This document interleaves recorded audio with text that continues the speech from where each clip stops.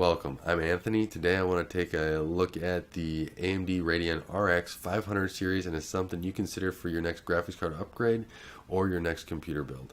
And with that, let's go into kind of what AMD released and or announced. And they released the 580, the 570, announced the 560 and for a May release, and then they released the 550 as well. And what's interesting with all these cards is that AMD's going through and focusing on these cards to be a replacement for the 300 series. So they basically said 380 and below.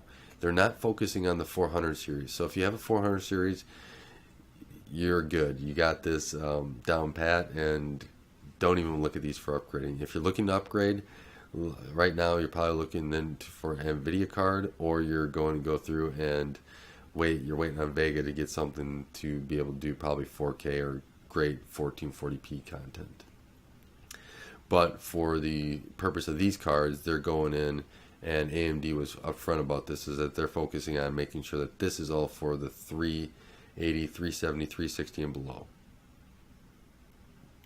So with that, let's go in and dive into the 550 first. Let's start with that guy. And he's an interesting little guy, I would say. He's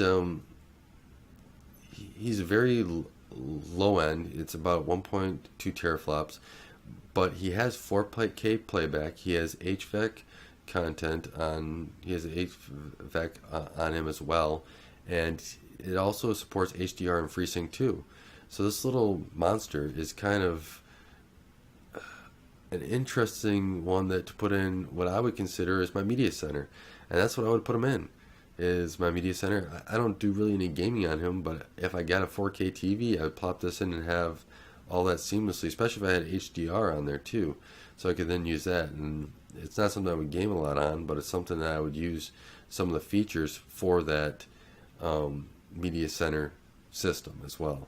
Then we have the 560. Now this is the smooth 1080p gaming, as they say, and they're really focusing on the 360. Now the R7 360 replacement. Now, as the 460 is that it was an esports gaming title card that they had. Esports is a growing industry, and I think that this card is another one that you can slot right in there as another very logical choice for it as well. However, it's just basically a rebrand of the 460. So if you already have the 460, yeah, it doesn't really matter to you. But if you have the 360, and I've ran some games on the 360 as well, this is a logical choice. Especially with they're saying, I believe it's like 57% performance increase, maximum performance increase. So that's very good. Then you have the 570, which is a nice little increment too as well from the 470, but it's a pretty big jump from the 370. So, and for the price point that it's going to be in, this is another great choice. Now, always pay attention to the power. I'd pay attention to power as a 560, but we don't know that yet because it's not out yet. But the power for the 470, making sure that it's something that you want to fit into your power profile depending upon what type of build you're doing.